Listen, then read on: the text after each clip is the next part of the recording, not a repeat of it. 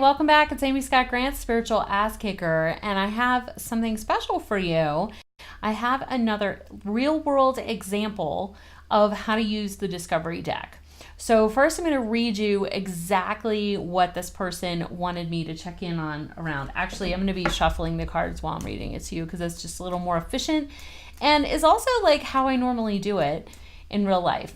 So let's see. She says the area... Let's see.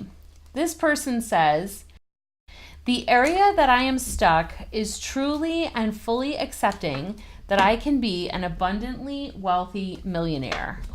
I'm so glad that you submitted this request because I promise you, you're not the only person struggling with this, okay?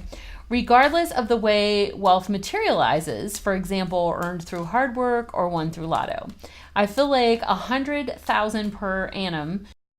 So 100,000 annually is my limit at the moment. And anytime I work on accepting abundance, you ready for this? I bet there's people that can relate to this. I put weight on. Who else is struggling with that, right? Like where your income goes up and so does the scale. Happens a lot. Very excited to hear your insights. Thanks. Okay, so as you know, I like to shuffle the deck separately. I don't like to mix up colors. It's just a weird thing about me. You can do it however you like. I get that we're pulling 2 red cards, 2 yellow cards, and again, I'm just using my intuition. You certainly could roll the die if you're like, I don't know how many cards to pull. And I'm actually going to pull 2 blue cards.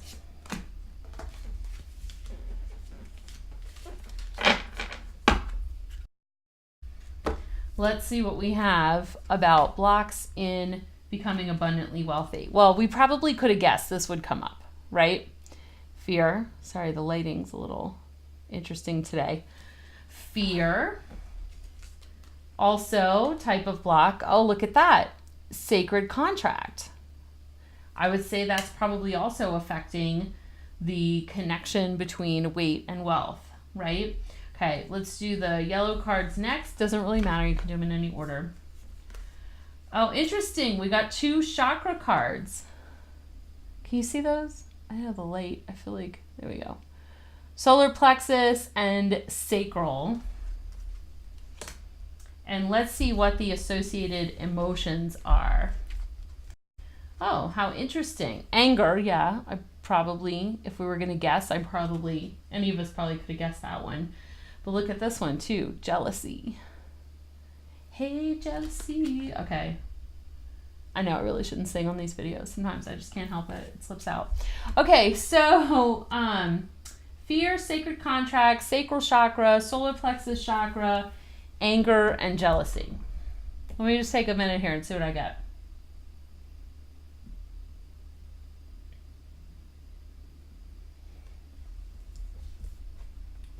So this time I'm feeling like these cards want to rearrange themselves.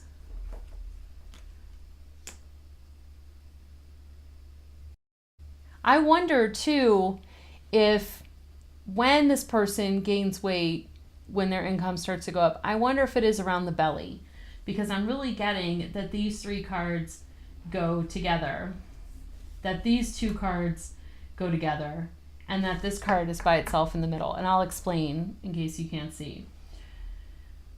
So first and foremost, I feel like the biggest thing there is to address about this is this sacred contract. There's a sacred contract that is a very, very strong commitment, as you know, every sacral contract is, but this one feels particularly rooted in this person's belly, like in their gut, and there's a lot of anger there. So much so that I would be concerned for this person's liver health, because the liver is the organ that is sort of the seat of anger, and typically people that have a lot of especially suppressed anger tend to have some liver issues. So my first advice, this person would be, you really got to get this sacred contract and this anger handled, because I'm very concerned about your liver at this point. But it feels like a very deep and solid commitment, one that may even require, feels like 2 or 3 layers of sacred contracts that need to be dissolved. Okay. Now that's really important to know, because if you were to find out you had a sacred contract and you clear it, nothing gets better, you're like, what the hell? right? But if you know there's actually 2 or 3 of them, then you know you keep clearing. And here's how you'll know when this piece is cleared. If you can think about, and this is also with this jealousy piece, if you can think about other people having a lot of money who maybe you perceive as like they don't work as hard as you, or even better, they're thinner than you. If you don't have any anger, like if you feel very neutral about that, I feel like that would be your indication. Actually, if you have no emotion at all, because your anger, I feel like, is very suppressed. So it may be showing up as a different feeling, like frustration or irritation or jealousy or something else. I feel like it's not directly showing up as anger. So if you can think about those types of scenarios and you feel totally neutral, like you literally feel like, yeah, so, and the sky's blue, whoop-de-doo, then that would be your indication that you've successfully cleared this stuff.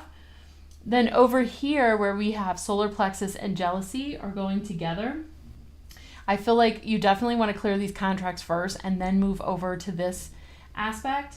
This feels like there's a part of you that is identifying with how much you make. And that part of you, and I keep touching my like lower chest, it's because I can feel it. It's in your solar plexus, right? Which is basically like around the top of your rib cage. There's like a part of your identity that is saying, that identifies with your earnings and is saying, and I can only go this high.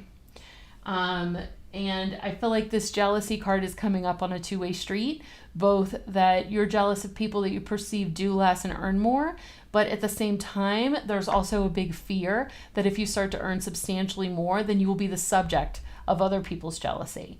And that feels really unsafe in your solar plexus. So that would be the piece that I would look at clearing next. I feel like once those two are done, the fear will be lessened and will be easier to address actually clearing the fear. But don't try and clear the fear first, because all this stuff is just in the way. And so you're not really going to make progress until you do that first.